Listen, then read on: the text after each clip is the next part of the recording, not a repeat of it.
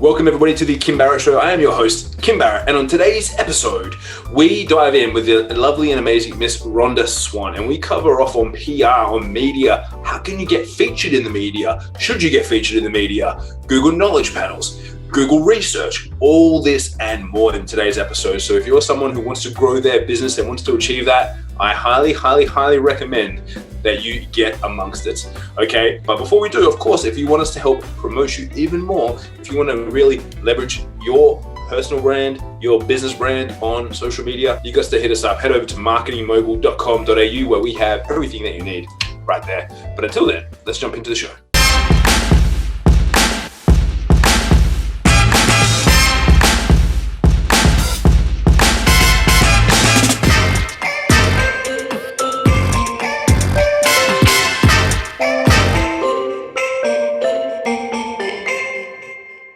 Rhonda, thank you so much for joining us today. Really appreciate you making the time.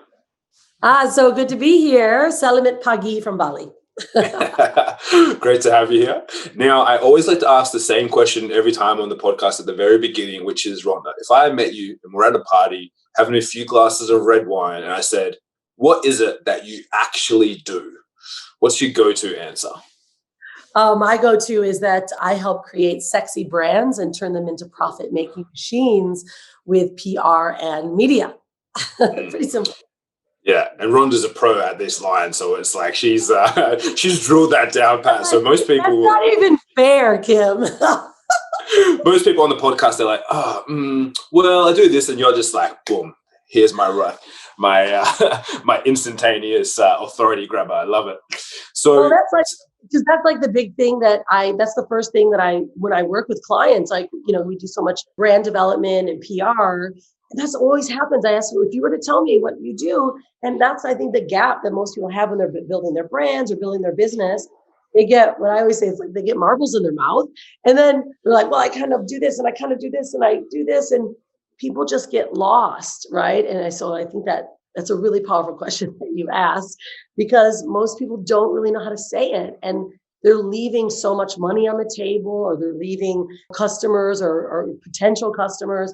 They just walk away because they're like, I don't even know what that guy does. It doesn't help me.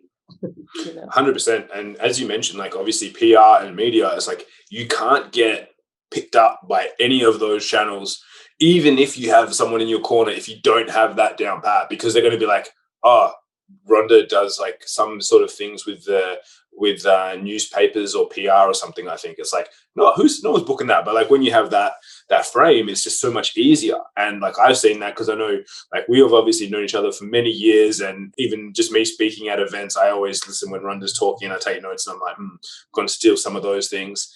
And I just used it the other day, including a promo reel that I think you guys helped me with ages ago. And I got booked to speak at AdWorld, which is like the biggest advertising conference in the world. There's only 100 speakers and 50,000 attendees. But they saw my stuff and they're like, oh, I know exactly, because they're like, Kim, we have someone who is speaking on Facebook in the lead generation section of our event that's gone. You're an expert at that and that and that. Can you come in? And I was like, cool. If I just been like, I do ads and help people, like they would have been like, no, not that guy, we'll get someone else. So I always use this is so good because this happens all the time, right? With our clients, because we do PR and we help them get booked on stages and get them in, top tier publications like Forbes, Inc. magazine, like all the big stuff. And that's the one thing that they're starting to look for. So when they ask me, if I don't even know how to pitch them, right? It just falls apart. And when I have clients that are going to pitch themselves, we use this really good format, and it'll help you out really well. It's what you do and the desired outcome of your client, right? So if you heard what I said, I create sexy brands, right? Because that's what I do, is sexy branding. Everyone knows me as the sexy branding queen, but I turn them into profit-making machines. That's the desired outcome of a client. So it still doesn't say PR and media and brand development quite yet, but it's what I do and the desired outcome. And then I add the tagline through or with PR and media, right? And that's that formula. Every single person can take that because it's got to be tight. Like, can you imagine going to a party, give them like, well, I run this branding firm and then I do this and then I speak on stage and I'm also a best-selling author. And then people are like, blah, blah, blah, right? But if it's like what I do and the desired outcome that you have, then they're immediately leaning in. And that's all we're trying to grab in that. Exactly. Because then the next question is like, oh, tell me more. How do you do that? And then it's like, oh, cool. Yeah. Let me, Oh, you know. sure, me? Oh, what's that? And that's exactly, I think that's how we create conversation through being a marketer and being strategic in the way we communicate in our communication, right? Because that's what it's 100%. about. I mean, we're all marketing ourselves all the time. And if we can be authentic and give people what they want, then they lean in. Mm. So true. And I just want to circle back to obviously the PR and media side of things, because a lot of people these days, they kind of want that, and they're like I know I need to get myself out there more, and they don't know necessarily how to go about And I'm gonna add another question there. I'll ask a more preliminary question, which is is there a stage where your business needs to be, or you and your brand need to be, where you're kind of ready for it? Is that something that someone should think about? They've just started their business, or what do they need to have a few runs on the board before they should be contemplating that? What sort of stage business is that right for? Really great question, because maybe 6 months ago, I would say something a little bit different than I would today. Because as you know, normal is dead, right? All normal, any type of marketing, all that it's changed. Like the old normal is no longer the same normal. And so it's the story that was being shared about SEO, let's say. I mean, SEO is so popular and it still really is, like when I started marketing, but I didn't see SEO as being something that I would tap into so early because I couldn't necessarily see the outcome, right? Or I couldn't, it's a long game. So when you're starting in your business online, you're like, I want instant results. So people go for ads, they pay for ads, right? But now, just in the last, now 12 months, especially, is everything has turned obviously more online. GoDaddy just announced that over 1 million domains were bought in 3 months, right when all this pandemic stuff hit. 1 million. Can you imagine? There's probably 5 million more that were just bought every single month. But that means that people are really going online.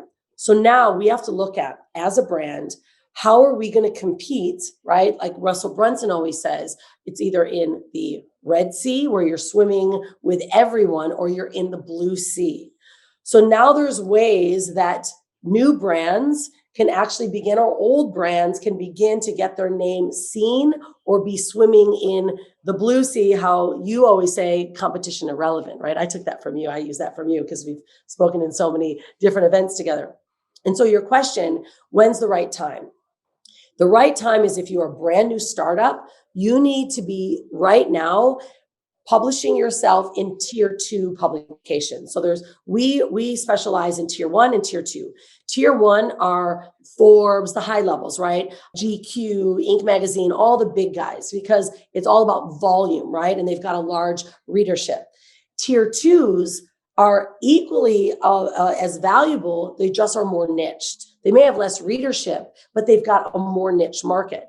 And so what we're doing now, and what everyone should be doing, and what I should have done 15 years ago when I started, and when I learned about SEO, keywords, Google indexing my name years ago, we're just now starting to do this more with our clients because it's the long game. Because if you think about what are people doing now when they're going to even go on a date with someone? They're Googling their name, right? If you want to go to a restaurant, you're Googling it. You're looking for credibility from that person, or from that restaurant, or whatever you might be looking at. And so this is what's happening now more than ever, especially on, for instance, like your stage that you just got asked to be on. Guaranteed they Googled your name, Kim. And I know you've got publications, you've been, you've talked about, you've spoken on many, many stages, you've got a lot of films out there, you've got a lot of assets that are SEO assets for your name, your company. And so the best strategy for everyone is to begin right now getting publications, tier 2 publications, starting now. If you're brand new, start telling your story, because think about how much easier it is to listen to someone or someone else talking about someone, opposed to you being like on a soapbox in the middle of Times Square going, look how great I am, with a megaphone.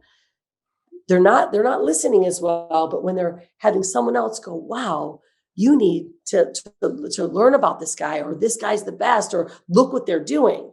That's where that third party validation comes from. So every brand should begin publishing themselves now. Tier twos allow you to keyword, really heavily get keywords in for what you want to rank for. It also helps with a Google Knowledge Panel, which we can certainly talk about. That's where the credibility piece is coming from. And then once you've got that foundation, like let's say maybe 4 to 6 tier twos, where they're really talking about you, your name is starting to get indexed, then we start publishing them into a tier one as maybe an expert, and then into a feature. So right now, everyone should start with PR immediately, because it's a bigger credibility source and reference than just you talking about yourself or running ads. Did that make sense? 100%. Because as you said at the very beginning of that, it's like, well, if you opened your store today, brand new business or online or brand new website, and even if you were running ads, or even if you're just telling people about it, as you mentioned, they're going to go and Google you straight away. So day one. So it's like, could you wait till day 50, 100, whatever it might be? It's like, sure. But if you do it at the very beginning, means that as soon as people start searching for you, you're going to start popping up. And I remember that's what I did when we started Your Social Voice, but also with my own name, because there's like some 102-year-old like American physicist who has my name, and someone else who has my name who like links kimbarrett.com just to like her Facebook page and these things. And I'm like, I need to make sure, because as well, I don't want to go and send, if people are searching for me, to all these other people. Like, I need to do it so that, especially if you have a common name, you had a similar issue with, there was an author who I think had the same name as you as well. And it's just like, it can become painful, because then they're like, well, especially if they haven't met you, if someone's just like, hey, check out Rhonda Swan or Kim Barrett, and then they're like, oh, is Kim Barrett the dead 102-year-old physicist? Like, what about him? Like, or her? So you need to have it there for people just to have that Google ability. And it's absolutely, and it's really creating your own online real estate, right? So we know that the shift is happening, right? That the normal is dead. It's true. Like, things have changed. We have to actually start thinking a bit differently on how we're going to stand out over and above the crowd, and how we're going to be seen as credible.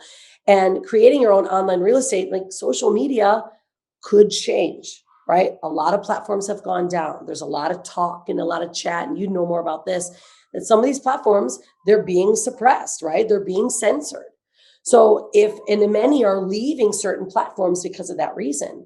So, but there's one thing that we know is going to stick around for a long time, and it's most likely going to be Google, right? And Wikipedia. And so that's why now I'm seeing, like, our company has really exploded this last year, because everyone's realizing, what if social media goes down? What if what if I cannot, any longer run ads? What do? Well, if someone starts Googling you or looking for your name, and they tap that news tab, so when you go and you type in someone's name or a company, you tap on news. News is what's being talked about you consistently. You want to own all of that. That's tier 2 publications. That's tier 1. That's different shows that you're on. That's talking about you. That right there gives an indicator that you're fresh and you're alive. The next biggest indicator is if you have a Google Knowledge Panel, which is on the right-hand side of when you Google your name.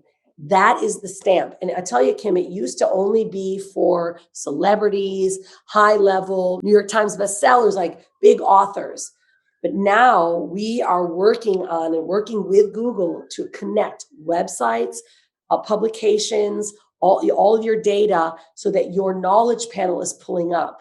Imagine, like, there was a study that I just shared in another conference I was at. And they said that the knowledge panel, 24% of traffic is going directly from a name search, clicking to a website. So just think about that. When you go, like, think of a restaurant. When I search up restaurants, on the right-hand side, their Google map pulls up. It's not a knowledge panel, but it's their map, right? It's like showcases that company, but their website's there. I always click on that website. I don't go or find it, right? If I see an ad, I go and Google it first, and then I click over it. That's free organic traffic.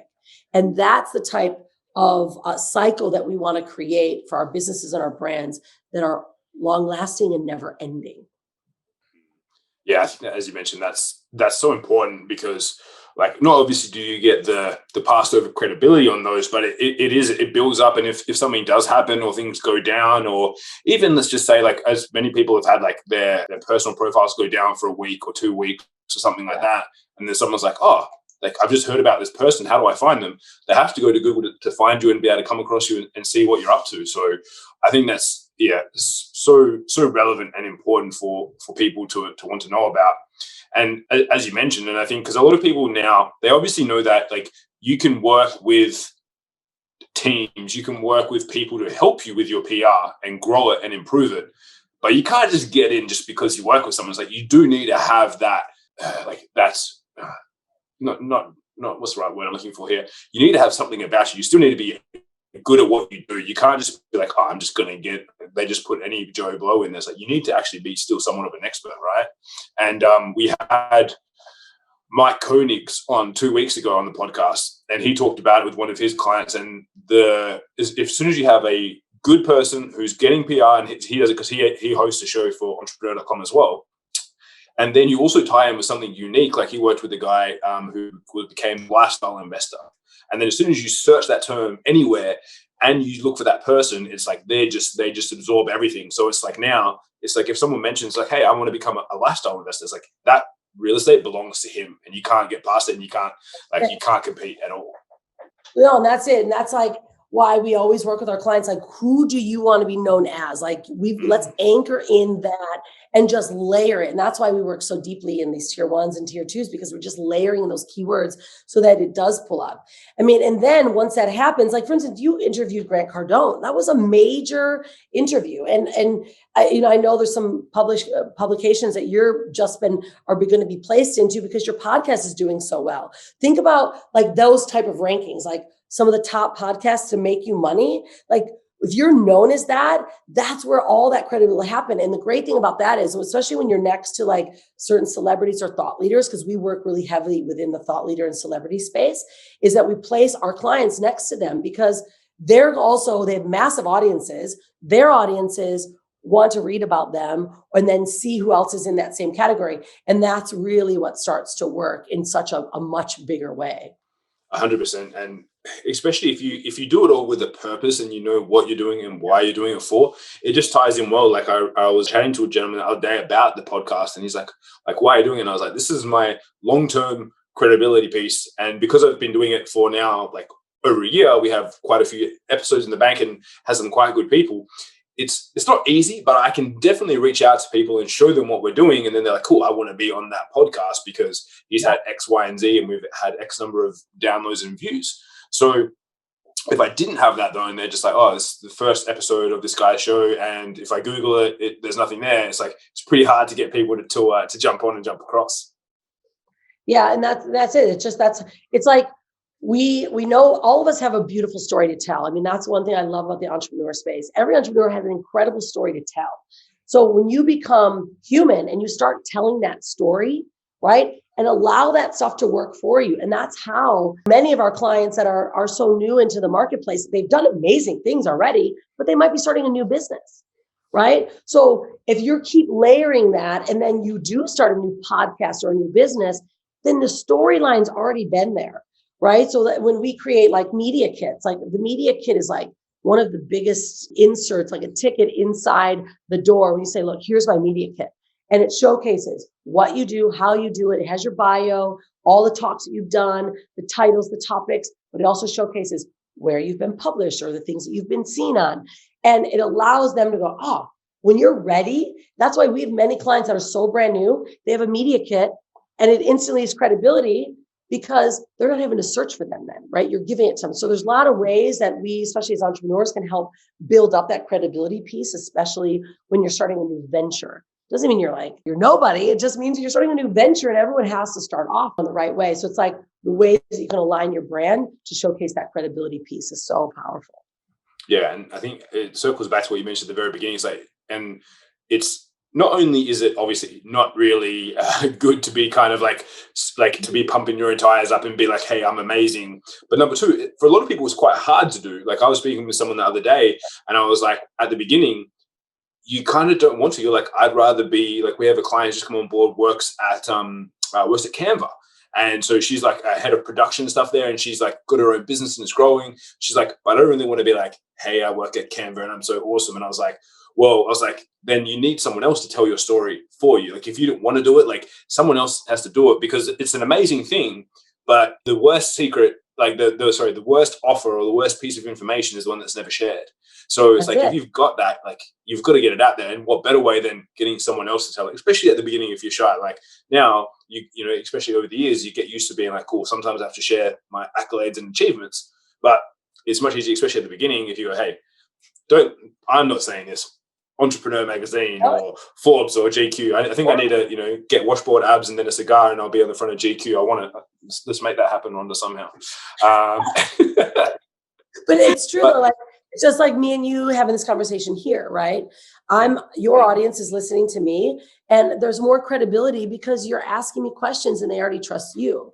And that it really is how it should work. And it's a lot easier as well to tell your story to someone than they write it. And all of a sudden you get to see like, wow, I'm actually pretty amazing. You know, like, wow, my story is powerful and I know what I'm talking about. And I think that some people that they don't necessarily see PR as like the needle mover, but more than ever, it's probably one of the biggest needle movers. Like our whole business model has completely changed in the last several years because I saw how important it was to get that, you know, get your name anchored in, and how much easier it was to talk with someone when I just have a feature in Forbes magazine, right? Clients were like reading this and I wasn't having to say, well, you know, I've been traveling for 15 years. I was the first woman that made $1 million with a sales funnel. I did that, you know, like I don't need to say that stuff because they're reading about it and I'm not telling them. And then it makes the conversation so much more powerful and the brand more strong.